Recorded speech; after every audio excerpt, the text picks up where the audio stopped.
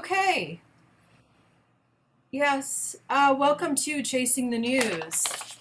So-called Sober Chasing the News is a monthly talk show that brings together high-profile sober men and women to share how they are staying sane, sober, and connected during the pandemic.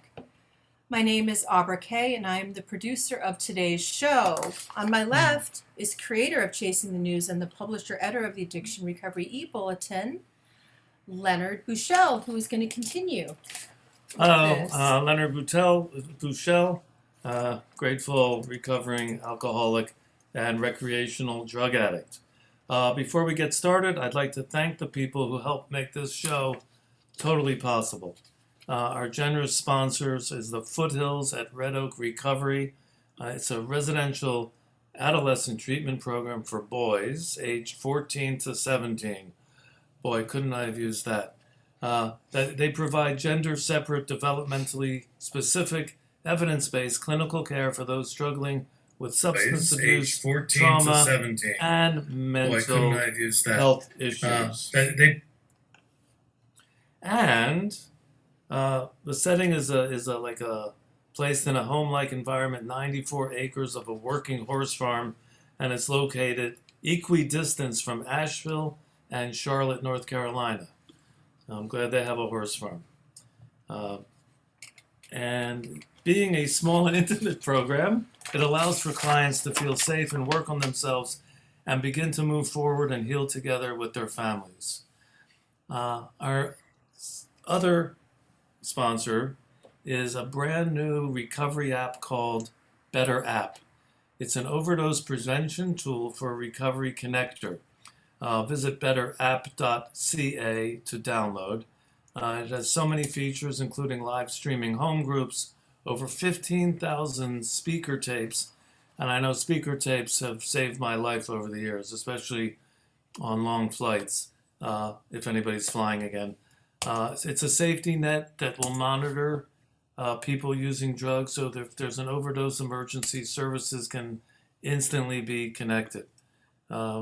And we're very excited today to have three incredible guests, Wendy Adamson, Anthony Brown, and Manny Mendez. Before we get into the conversation, why don't we go around the square and introduce ourselves with whatever information you want to share with everyone. Anthony, take it away. Hi, I'm Anthony Brown, and I am in recovery. I'd love to throw my sobriety date out there, March 29th, 1999. I'm also the author of the book From Park Bench to Park Avenue. I wear many different hats. I'm the director of nursing services at a psychiatric hospital, as well as a professor at a community college. And I am grateful to be here and be part of this. Thank you. Thanks, Anthony. Manny? Hello, everybody. My name is Manny Mendez. I am the co-founder of The Art of Recovery and founder of For Real Recovery. I'm also a published author. I've produced 6 documentaries on recovery and addiction, and just honored to be here, share some of this hope. And my clean date is January 16, 2012. Grateful addict, and always an honor to work amongst such great people doing what we do for the community. Thank you, Manny. Wendy? Hi, I'm Wendy Adamson. I also wear several hats. I'm author of my memoir called Motherload. It's LOAD, kind of documenting my bottom of going to jail and restoring the family system, and healing within the family system after I got sober. And also I work at Polaris Adolescent Treatment, which is mental health treatment for struggling adolescents. And then lastly, I work with Have a Soul, SOLE, which is a nonprofit that we give out quality tennis shoes donated from Nike and to at-risk youth that are living on the streets or that have aged out of foster care. And we also have the support of a lot of NBA teams that support our mission. So, and then I have another book coming out soon this summer. What's that called? Was it? Incorrigible. Incorrigible. Okay, that's easy to remember for everybody watching the show, I'm sure. So we started this about 10 months ago, getting people like yourselves on the air to explain how during this incredible once in a century event of a global pandemic, Hopefully once in a century. that you stay sane and sober with the lack of in-person meetings, all the other works, the whole gambit of all the issues that we've all had to deal with in the last year. And I know for alcoholics who depend on fellowship, it's been a little difficult. And so that's why it started. If we're coming out of it, we'll want to maybe talk about how you're adjusting to the possible new world, which is hopefully a lot like the old world, but I don't think it ever will be. So getting right to the most poignant question that we'll ever ask anybody is, how has spirituality come to fore in the last 10 months the way it maybe hadn't before or the way it always was? How does your spiritual... I thought you were going to ask how often they were shopping on Amazon. That comes That later. was the most pointed question, important question. You just got two deliveries. Dog food and hairspray. But hopefully you don't, go to such... I'm sorry, go ahead. Spiritual... How has your spirituality grown or changed during the pandemic? Has it affected your shopping habits? Do you buy more incense? Anybody? Spirituality. Or shopping. Well, I come to reliance upon a higher power way early in the game, and I believe in the steps, and I depend on God. I tend to tell people, and I do it. I hit my knees before I hit my feet every day. Mm-hmm.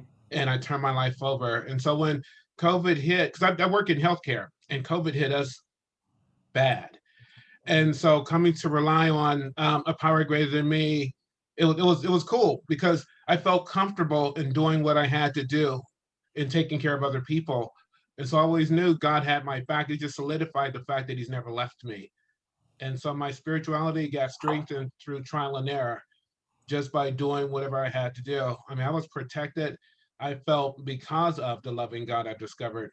And that's what I choose to call my higher power.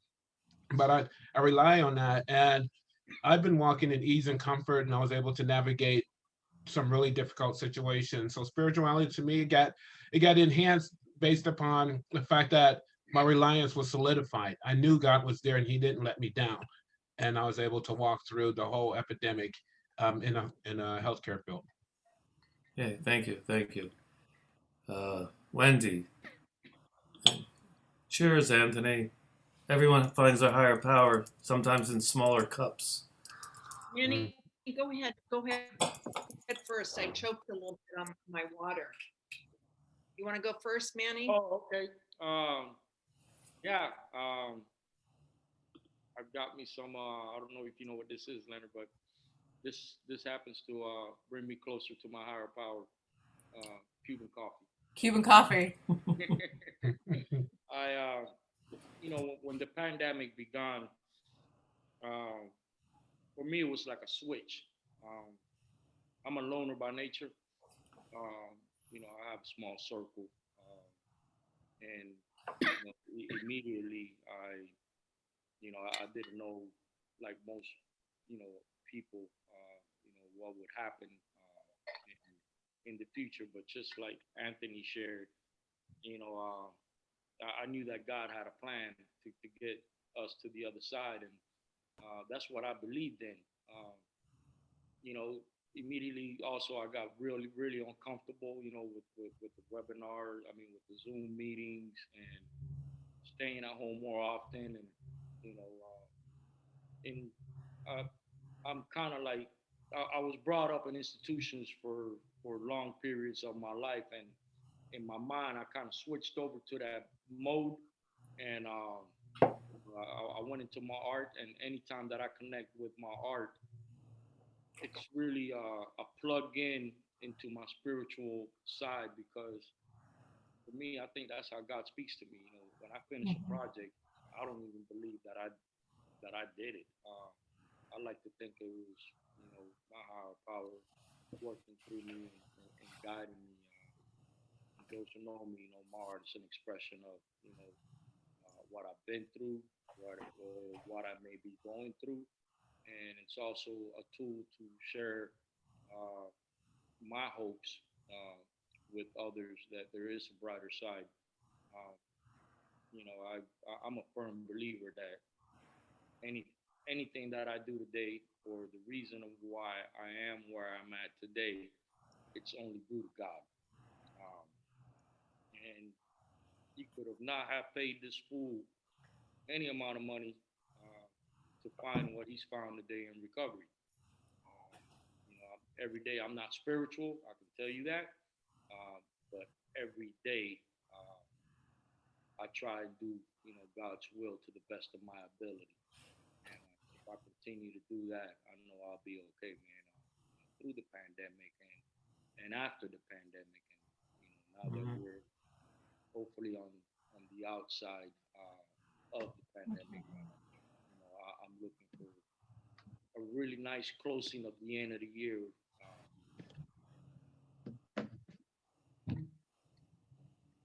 I, Manny, I can't hear you.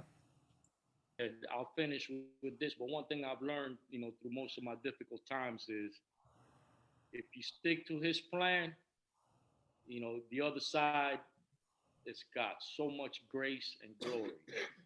Um, and that's where, you know, in the side that I want to be in. It hasn't been easy. Got a lot of things happen, personal. But Uh, I stayed sober. I stayed clean. I stuck by his side. Thank you. Thanks, Manny.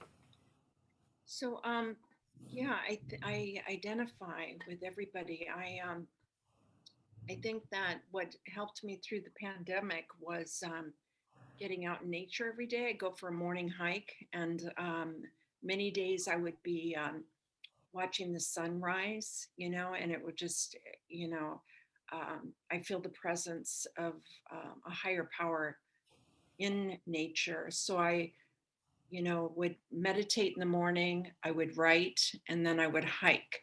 It's kind of my recipe. And I was going to meetings. It was still going to meetings, but I'm getting a little bit of Zoom fatigue these days. So, yeah, I think writing, praying, meditating, and nature, what I did before, and it's what I'll do now. Well, let me ask Manny and Anthony, when you want to, because you just answered the next question, Wendy. When you need to be alone, when you want to be alone and you want to get out of the house, where do you go to find privacy or solace? A cafe, a beach? Where do you go when you want to get away into yourself? Uh, I live close to the beach, so you know, I have a tendency, you know, sometimes to take my dog and before I work out, you know, take 30 minutes, just kind of watch the sunrise. Dogs, yeah. Manny, Dogs at the beach. maybe you can get a little closer to your speaker or your microphone because we're kind of losing you sometimes. All right.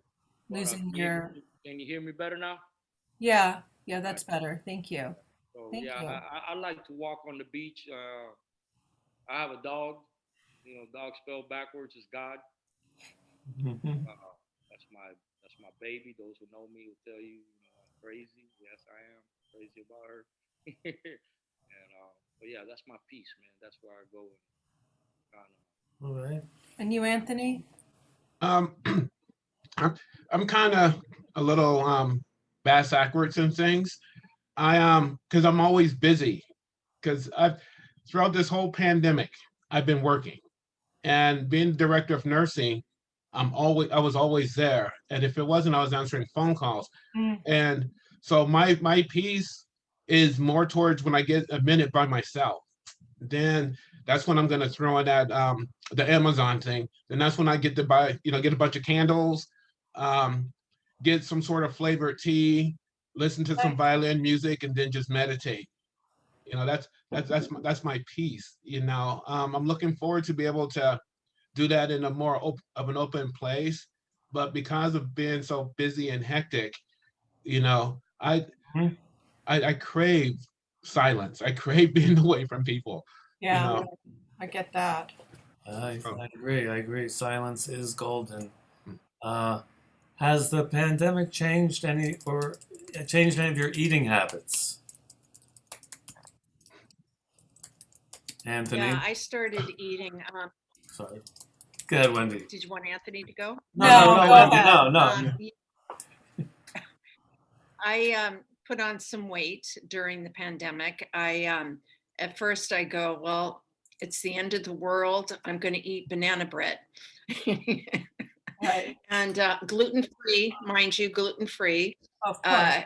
You know, yeah, yeah. But I started slacking on my eating habits. I was really clean before COVID with my diet, and I mean, a lot of people wouldn't think, you know, oh, a piece of banana bread, but it's hard to take off as you get older. So, thus the hiking, and you know, I look forward to getting back to the gym.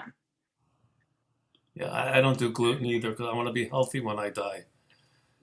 Uh, Um, do you, you know, I've been thinking about it right now. We started this in like the middle of COVID, but now things are kind of opening up, and yet that's uncomfortable too. You know, going into COVID, very uncomfortable, very uncertain, lots of anxiety. But I think coming out of it to some extent, and with the world opening up, people are experiencing similar things. So I have two questions. One is, do any of you have any great plans coming up that you've been saving and that you're now getting to do because it'll be available? I mean, the Hollywood Bowl is opening up. There are other concerts and things, theaters. And also, how are you handling this transition? Transitions are tough. Whoever wants to go first can go first. okay, well, I talk a lot, so I guess that means I jump in faster, and I apologize for that. That's okay. But again, I never stopped. But I do. I'm happy that society is opening up because I don't cook. I mean, when I was drinking and using, I consider myself like a low bottom drunk. I mean, I lived in alleys and drink wine out of a brown paper bag, and you know, been in and out of prison, so I didn't have those domestic things. And so I learned, or I'm teaching myself how to cook. And my first experiment was how to use a crock pot, which is a fascinating instrument. And it's, yeah, and I thought that, you know, making beans would be easy, but somebody told me to make my beans more flavorful, put garlic in it. And so I'm like, okay. And so I look on the internet and I get a garlic and I'm cutting it up and I'm mashing it with the knife and everything.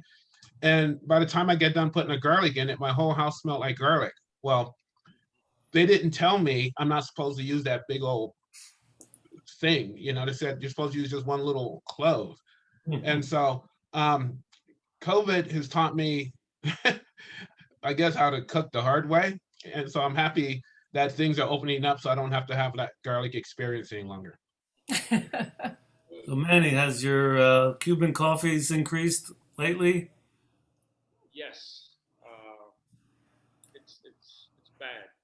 I drink 2 or 3 of those a day. I'm a lot like Get a little closer. I'm a lot like Anthony. I'm extremely busy. You know, most people will say, "How do you find time to do half the things you do?"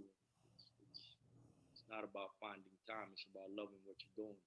Hmm. Uh, Once you love what you do, you know the time will make itself.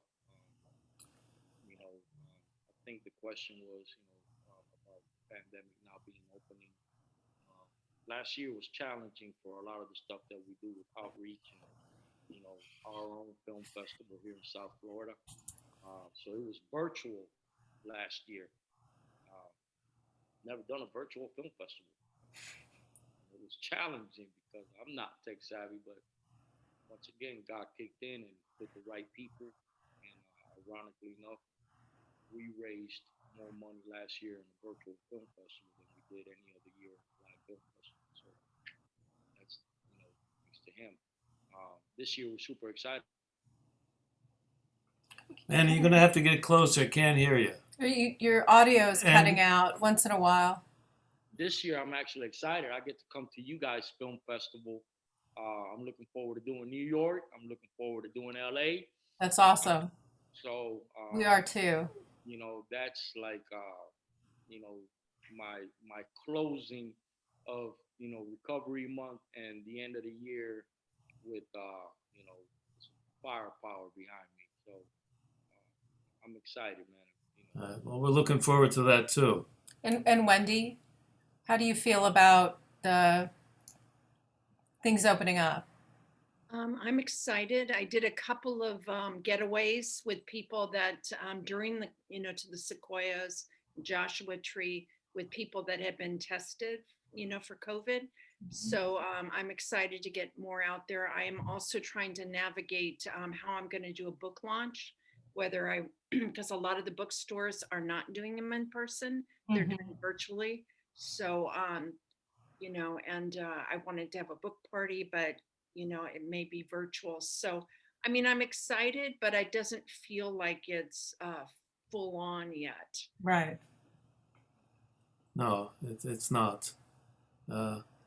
So I wanted to ask about I know, Manny, you do a lot of artwork. In fact, one of your pieces is behind you. Wendy, Anthony, have you picked up any? Oh, I know you're busy, Anthony, and I love that you're in the health field and you've been working your ass off in the last year.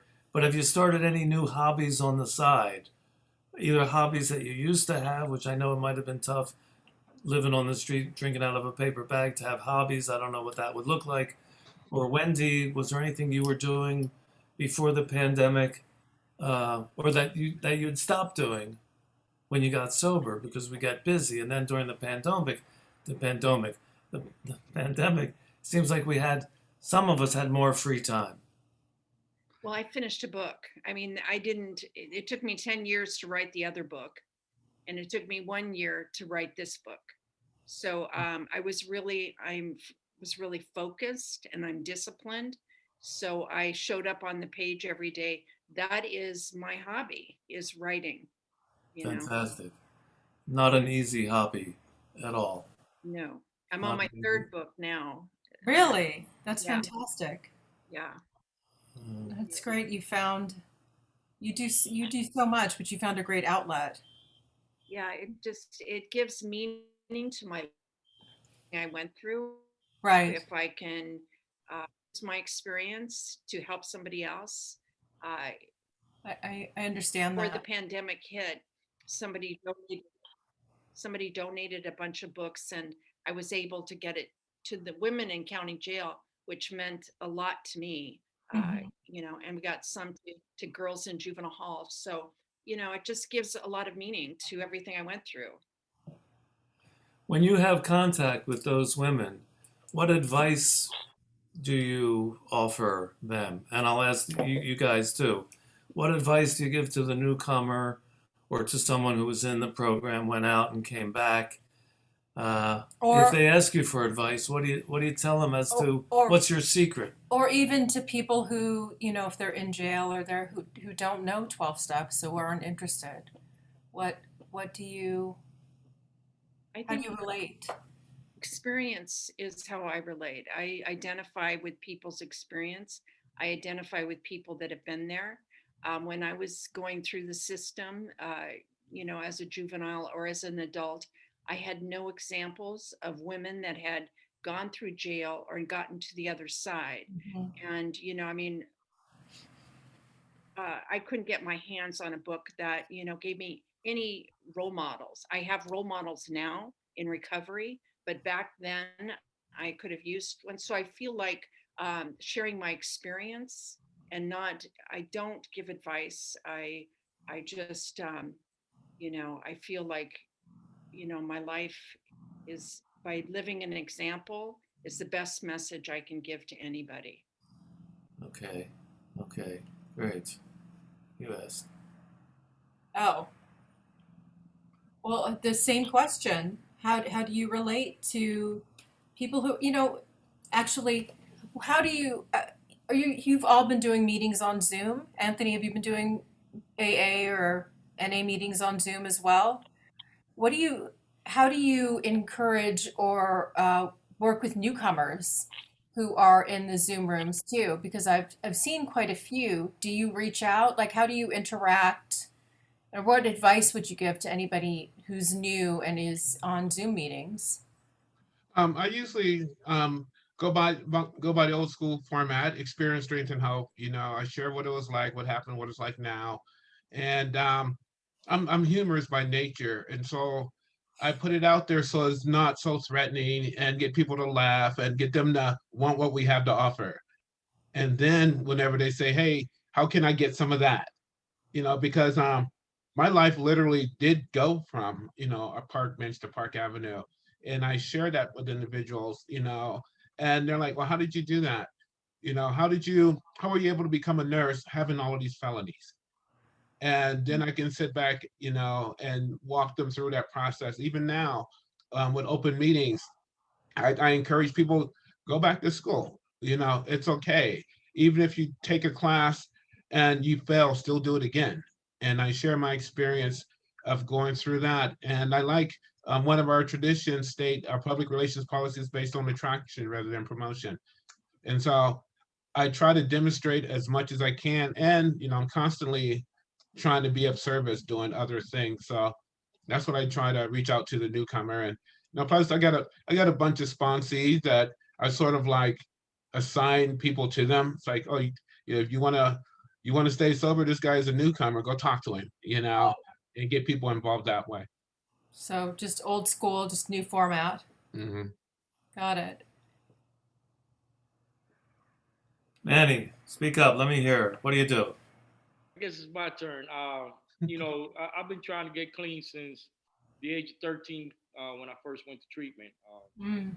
And I, constantly failed, not be only because of, I didn't want to take the suggestions. And I think what changed it, can you guys hear me now? Yeah, better. All right. I think what changed it for me this time around and what it is that I try to pass to, some of the young men that I get to work with or, that I meet at meetings and get to talk to is, that I tell them, to find a purpose in life. And I know it's kind of difficult in the early stages of your recovery, but you keep coming back and you keep sticking around, and there's a possibility that you will find a purpose. I think once you find purpose, you'll never be bored again. And this Mhm. generation of addicts and alcoholics, I think they struggle with that. Getting clean or sober for 30, 60, 90 days, and then what's next to their life. They just can't seem to click, with the traditional ways of the program. And that, for me, that's where the arts, the writing, the filming, and now I'm even tuning into music. I'm always pushing myself, and it's about uncomfortability. And I tell them that too. In order to grow, you're gonna have to be uncomfortable, which is one of the main ingredients, to long-term sobriety and recovery, man. Fortunately, comfortability comes with growth, and that's what I try to pass. People in recovery talking about having a toolbox, a toolkit. And I was just wondering, in the last year, have there been any tools in the toolkit that you've had to either add to the toolkit or use more often? Because we Or weren't throw going to out. meetings. We were not going to meetings, which is sort of like the first tool in a lot of people's toolbox. Go to meetings, share. So we didn't have that. So what else in that toolbox did you have to call upon to help get through this last year? Wendy? Well, I think I already mentioned that I organized a couple of getaways with sober women, and just we cooked meals, we shared, we all tested for So would that COVID. be the toolbox of fellowshipping? Would that be fellowshipping? Reaching out, organized, being proactive, you know, because, you know, we're very isolated. So it was contrary action to organize something Mhm. with other sober women. And, Right. you know, I also organized hikes. You know, I got groups of people to come hike early in the morning because I made sure it was a big fire road where we had plenty of room, Mhm. and we were outdoors, and you know it was easy enough that everybody could do. So trying to, you know, think like be all inclusive, and uh, you know, so other people could do. So that's, I would say, hiking and getaways have been my little things to look forward to. I always, you know, when I'm working, when everything's normal, you know, I have a vacation planned or a getaway. And so that's like my carrot that Hmm. I'm looking forward to. I love hiking, as long as there's no inclines. I hiking in Florida in this heat. Anthony, anything out of the toolbox that you had to use more often? Um, patience, Patience. tolerance, understanding, acceptance, because I managed a group of people who was in a pandemic, Hmm. and it was just people were in fear. People were having difficulties even stepping up to the plate what they know how to do. And so I had to step back and take a deep breath, and instead of going, you know what, this is what you're licensed to do, do it. I had to say, you know what, let's talk about what's going on. What are your fears? You know, because it was in the beginning, it was a big unknown, and it was happening so rapidly, and people were just, I don't want to come to work, and you know, people were passing away. It was just gnarly, and so I had to learn patience. I think by me showing a different level of understanding, that helps solidify the team that I work with, because I I didn't I didn't have time to cop out. You know, I didn't have time to just say, "Oh, I need a break. I need to take the day off." I wasn't given that gift, which is totally great, because there's a reason why God had me go through what I had to go through to get to where I'm at.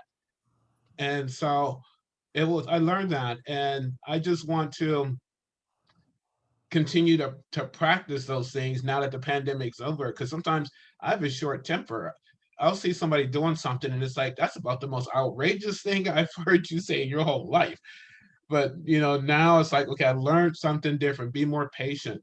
You know, newcomers, I'm patient with them until they continue to be new. You know, and it's like, seriously, when I got sober, they used to give me the business. You Same know, here. if I go out and I drink and come back and go, okay, I'm a newcomer, and then go out and drink, after a while, those guys would be just, look, either you want to do this or not. And they Mm, wasn't very nice to me when they said it. They were not. yeah, And so I have to, maybe I should learn to be more patient. It's tough And love. It was just tough love, yeah, Anthony. it was tough, all right.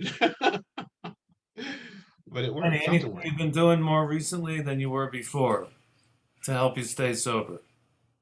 Oh, many.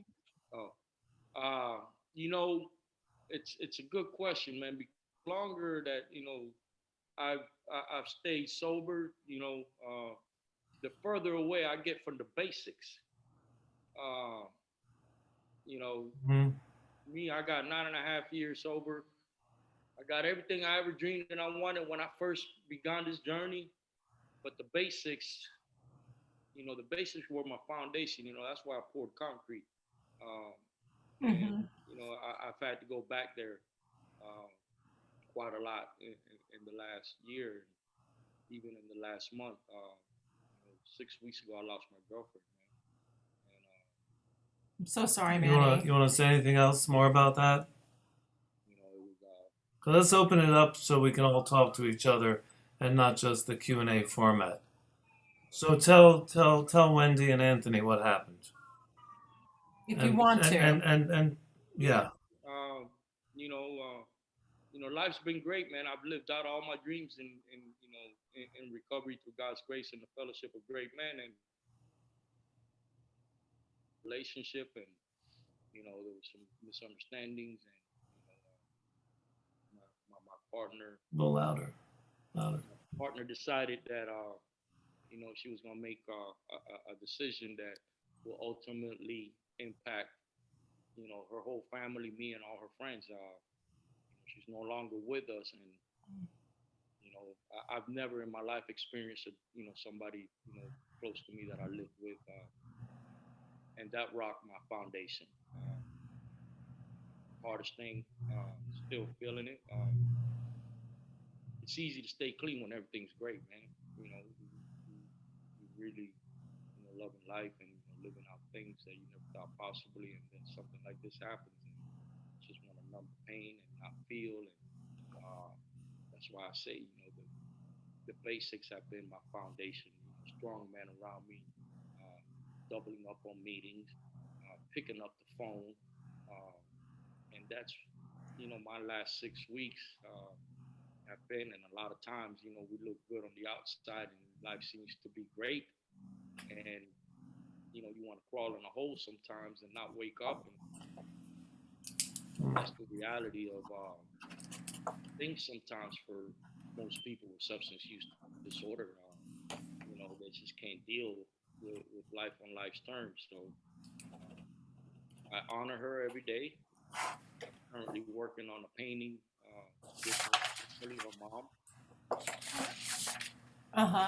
In spite of all that, Manny has not had find an excuse or a reason to go use or drink, and it hurts, and it still does. But Great. I am, thanks to you guys and what you guys do, and inviting me, to this panel to talk about this and to help others. Yeah, you really do when you share about how you're getting through tough things, when we share about how we're getting through really tough experiences. Going through grief is so difficult. Grief is one of those emotions that sort of rips you inside out. And to be able to be going through that and staying sober and staying clean and being of service and showing up. So that's something that people really need to see and hear, even people who aren't, you don't have substance problems. There's mental illness, mental health issues have gone up, skyrocketing through COVID. Yeah. And everyone can benefit from hearing about this. So we do want to have you guys kind of talk and communicate with each other, but have you had any, how are you experiencing a lot of the overdose or the death? Are you having that experience, Wendy or Anthony, in terms of seeing people dying a lot, seeing people relapsing a lot because of your work that you do? Well, if I can just say that I've been doing admissions calls, and I'm sorry, Manny, for your loss. That's like intense kind of thing to deal with on top of everything that we've been going through. But I've been doing admissions calls, and I hear from a lot of parents that are struggling with teenagers right now. And it's, if you could just, we all know, being locked up for a year with your parents, your triggers, and it's like they're struggling. Our phones are ringing off the hook, and many of the facilities in the area are full because kids are trying to kill themselves or harming themselves or acting out with food. It's just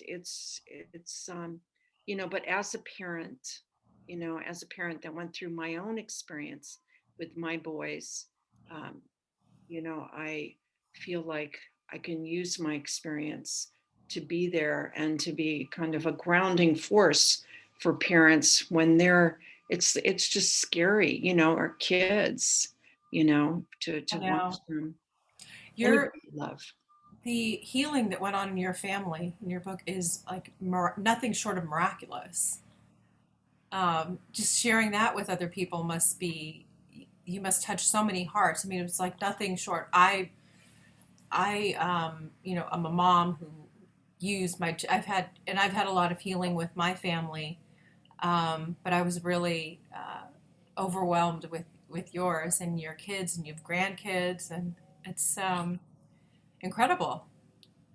Well, I really, it became like very important for me because there was a trajectory of addiction and mental illness that, you know, running through my lineage Hmm. to, as the mother, as the matriarch, to try to, you know, change your trajectory to healing and recovery.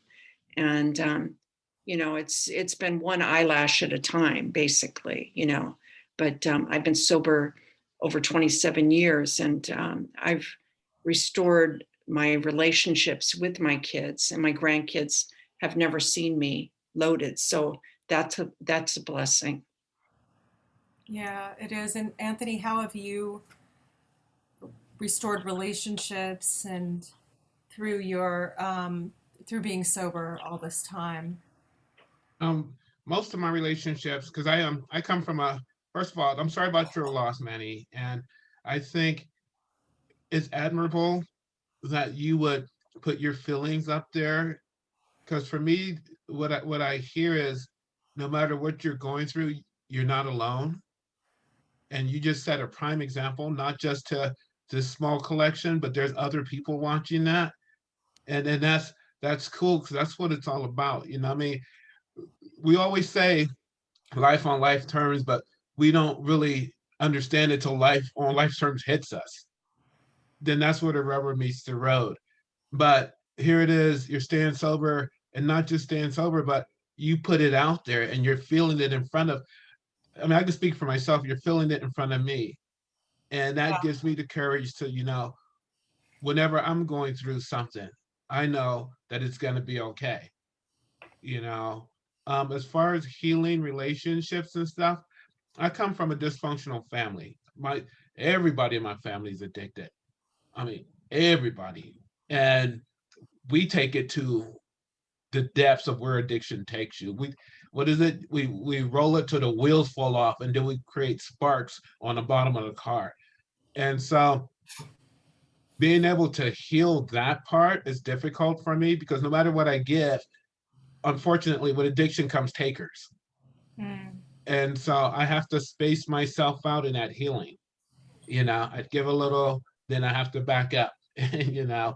But I think the best thing I can do is continue to be an example Right. so that when they are ready, then at least I'm here and they know what's to come.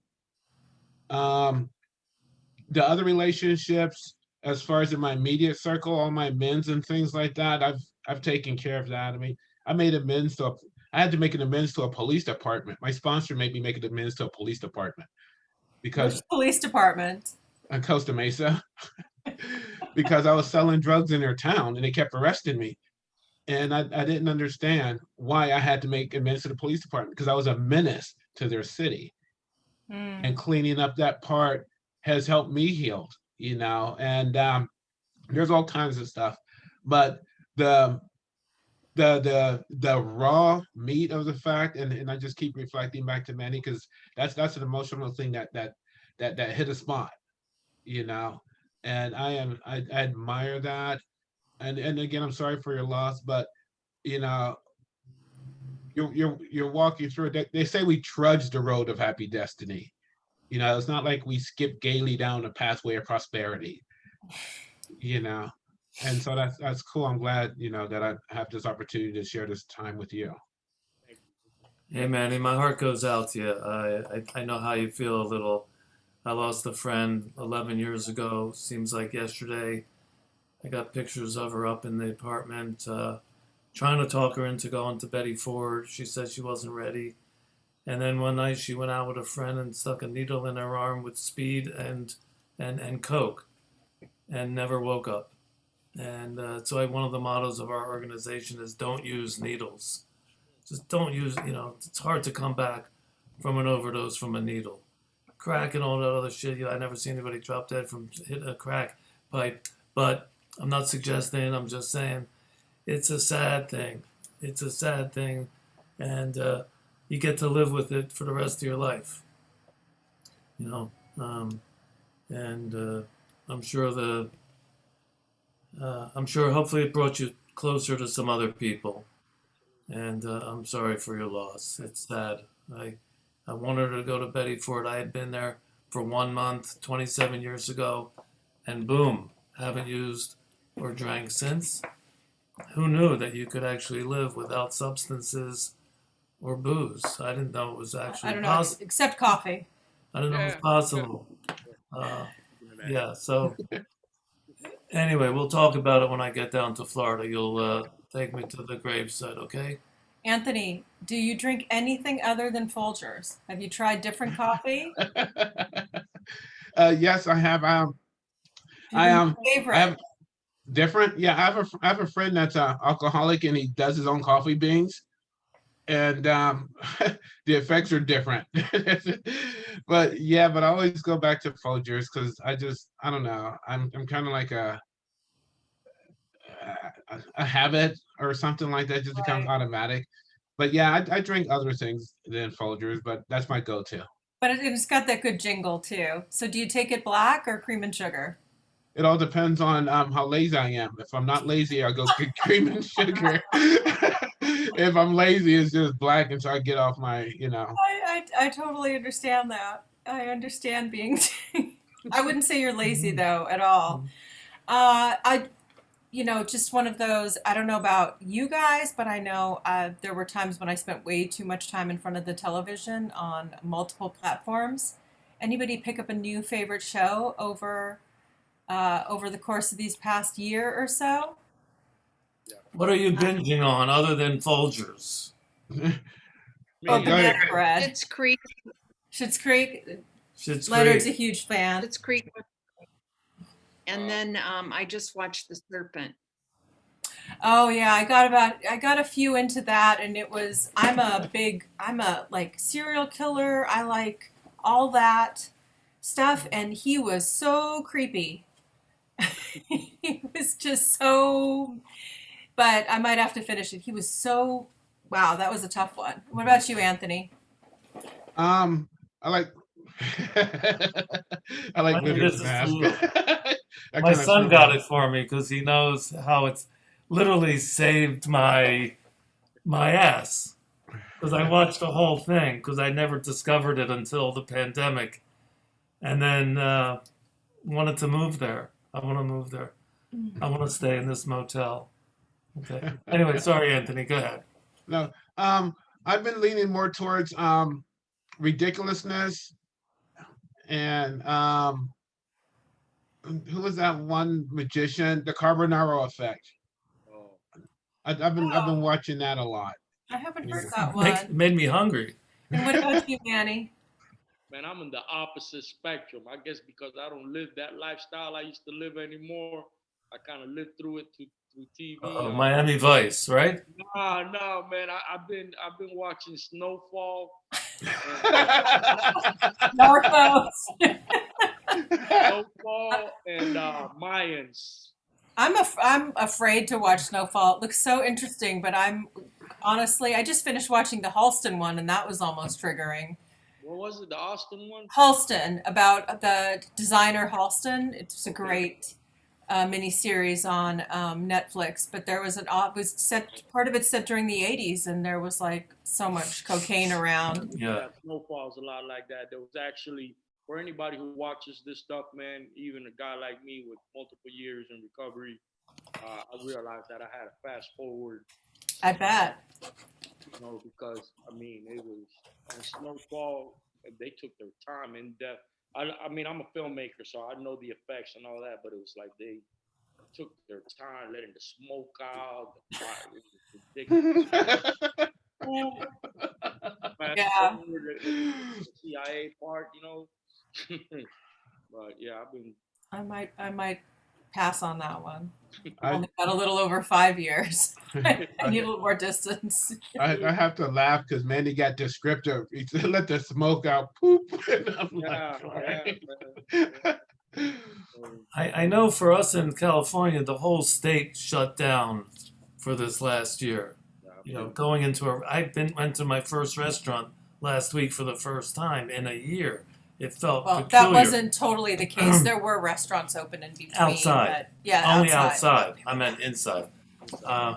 And it felt weird. I know Florida never shut down, but we in California had to suffer with our own cooking and takeout, which I cook a lot anyway. But I was going to say something incredibly profound, and those are the thoughts that you forget the easy list.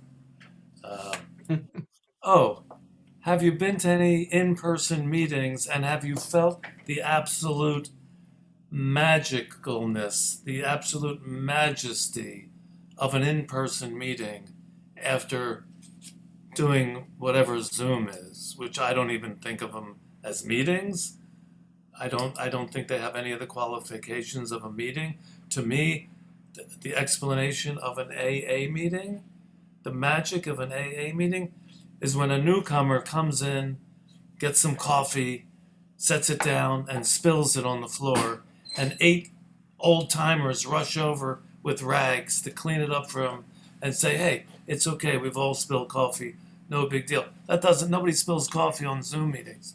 Nobody saves seats on Zoom meetings. Nobody gives a ride home to someone on Zoom meetings. So, Wendy and Anthony, have you been to any in-person meetings in the last month or two? Oh my God, you have no idea what you're missing. It is everything it meant to you as a newcomer. It will mean again.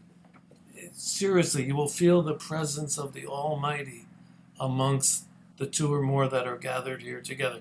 We do everything. I go to a meeting park in the meeting. We don't hold hands at the end, but everything else is the same. We give out chips, get a cake, blow it out. It's really amazing. What about Anthony? Have you been to any in-person meetings lately? Yeah, I've been to several. I'm back. I did one Sunday. I went Saturday, and I went Friday because the club is just right around the corner from my house. Mm-hmm. And it's funny because not only because I believe that when we share in meetings, that whole essence of God permeates every one of us, and we get to feel that. Because I always feel good after meeting, but getting back and seeing the club drama. I mean, if you ever been to a lot of clubs, there's drama, you know. Oh yeah, so absolutely. Real life drama. You don't need no soap operas if you're No, going yeah. regularly. No, Yeah. we're looking to open up we're looking to find a location and to get one open, and the drama without location is pretty intense. So it'll be interesting when we do all. Yeah, I'm looking forward to it though. Yeah, but we haven't got to the holding hands yet. We still do the Lord's Prayer separately. Hugs is cool. Everybody puts a mask on. Right. I haven't seen a birthday cake yet. I don't think anybody's gonna blow out any candles, but I don't know if everybody else around when people sing happy birthday it's never in sync. Right. And I'm so not that's It's terrible on Zoom. yeah, well it's the same. And that's the part that I like, is that out of tune happy birthday song. Absolutely. Mm-hmm. Absolutely. So who has a birthday coming up? Sober birthday. Anyone? Leonard does in August. Mine passed. I mean, I'm Mine not till passed. December. I'm just wondering, are you thinking you're going to take a cake in person this year? Everybody says pass, so it's next year? Okay. I'll have a cake this year, July. All right. big 50. Did you say the big 50? Yeah, man. 50 years? Yeah, okay. We're talking about AA birthdays, but Yeah, no. belly button birthdays work too. I made my mind in January. That's my anniversary. Oh, okay. You know, Okay. Great intention month. That's what I call it. I like that. So ask one another a question about anything.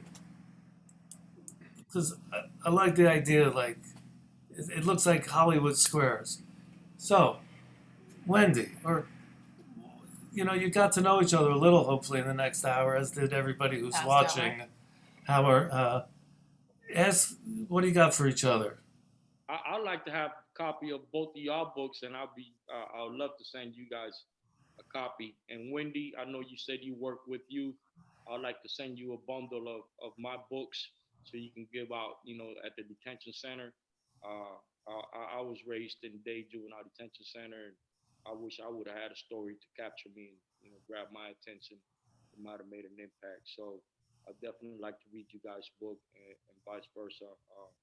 Send you guys a copy of mine. We can Thanks. share We'd all like- your addresses afterwards. Yeah, absolutely, and yeah. And Please. Okay. I love that title, Park. What is it? Park Place to Park Bench. Park bench to Park Avenue. bench to Park bench to Park Avenue. Yeah. Yeah, I love that Park bench. title, man. That's that's an art name in itself. I can paint a picture to that. I know it's what's in between the covers, Anthony, but that's one of the best book covers I've ever seen. Yeah. Yeah. Now, really, I take pride in my book cover. I gotta see yours now, Anthony.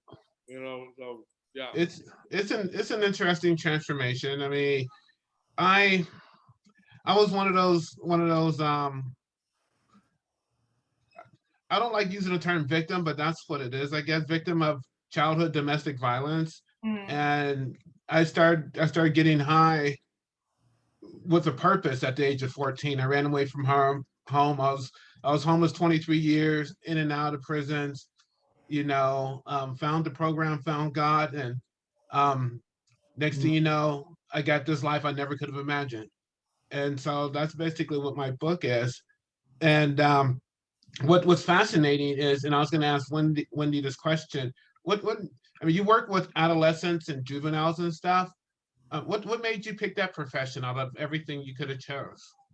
Well, at first I was a drug and alcohol counselor. I'm still a KDAC too, because everybody in recovery was telling me you should work with, because I was working with so many newcomers. When I first got sober, they said you really should work with addicts and alcoholics.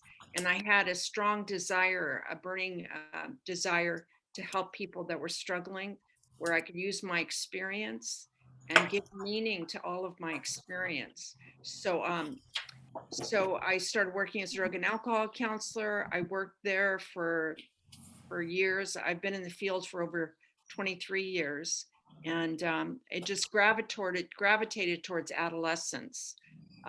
They're not in the system. They're not in the judicial system. But with the nonprofit I work with, we work with kids that have aged out of foster care. So I like having the balance of both. In one place it's privilege, and the other is like the kids that are on the street, and that because I identify, I care for, I care what they're going through. It resonates for me, and nobody was there for me. I think that I want to just say one thing. If I think I could have gotten away with a lot more had my dad not thrown up his hands in the court and said I can't control her because of the color of my skin. Actually, I think because I'm white, I could have gone on for a long time. But my dad was done. So they stamped me incorrigible, which is beyond repair, which means beyond repair. And so that's the name of my next book. Did that answer your question? Yes, and it's fascinating because you seem like this nice lady. It's hard to believe that you had a thug life. It is really hard to believe. That's what's so great about the program, is seeing how people transform. And Anthony, never know that you spent all that time on the street and in and out of jail. And Wendy, never know that you tried to kill your husband's mistress. Would you believe I was a drug dealer for 25 years? Yes. So, my book cover, the book cover that's coming out, has the background has my rap sheet. Oh, wow. So it's a really compelling image of my rap sheet with a stamp on it, incorrigible. Mm. That's Wow. I look forward to reading that one too. The stories that we have lived and the stories we share with others, it's remarkable. Remarkable how we clean up. So it's 2:00. Does anybody have a parting quote that they would like to share? Some little bits of wisdom that you've either heard or you like to tell someone else? Or a book recommendation other than your own? Oh, I was gonna say other than our own, like, hey. I do have a book recommendation. It's the best book I've read all of COVID and beyond. Leaving isn't the hardest thing. Leaving? Leaving isn't the hardest thing. It's by Lauren Hough, Hough. Okay. That sounds something I could definitely read. Does she say what is the hardest thing? You have to read to find out. You have to read. It's Want to skip the process? She Okay, what do you heard? grew up in a cult. She grew Oh up my in a gosh. Halt. A cult. Cult. She grew up in a a cult. Okay, because I'm I'm his about. interpreter. I'm missing an ear from some brain surgery. Anyway, Manny, parting words, recommendation, Quote. your phone number, whatever. Man, if you're in South Can't hear you. Cannot hear you. Yeah, if you happen to be in South Florida, West Palm Beach, come check us out at the Hub. It's a new community center where creative minds come together, just to create, man. Good. And in your own Facebook, I have a feeling. Manny Mendez, right? That's right. Okay. We're all on Facebook. Yeah, Manny Mendez. Okay. I really All right. look forward to connecting with the two of you through Facebook or some other means. I'll get the Okay. contact from you guys. So, Great. Thank you. Anthony. My parting shots consent. And again, I talk too much, but that's okay. I like it. That's My parting shot number one. It's hard to believe Leonard was a drug dealer. That's for sure. But he probably was a nice one, so that would have been cool. Number two, my parting quote would be, grateful people are happy people, and those that aren't. Mm. And then my favorite recommendation would be, there's more than quitting drinking than quitting drinking. And that's a Dr. Paul one. And I love it. Oh, I like that. And mine is, it's harder to get sober than it is it's easier to stay sober than it is to get sober. So if you come through the eye of the needle and you're now in the promised land, don't go back. Right. And now our host and our magical Zoom administrator. Whose magic has not been working lately. I feel like I started out doing much better on webinars than I am now with the technical stuff. Thank you all for coming so much. It was really great. I look forward to what you have coming out. Wendy, Incorrigible, Manny, your film. What's your film called? Broken Crayons, Still Color. Broken Crayons, Still Color. Crayon. Oh, I love that. Broken I like that, Crayon, yeah. Still Color. Ah, Which and Anthony and you're writing your work, Broken, from the Park Bench to Park Avenue. So you guys, thank you for the work that you have done and continue to do. And this will be available on YouTube, and I'll send you guys links if you want to send them out. Again, thank you for being here, and everybody have a blessed and grateful day. Okay, Bye, thank you. Wendy, guys. we're bonded forever, because of this. All right, Leonard, man. See you guys later. Love it. Bye. Everybody, take care. Tell everybody this will be on YouTube forever on the Writers in Treatment YouTube channel. And I'll be Okay. posting that. Thanks again. Bye. Okay, thank you.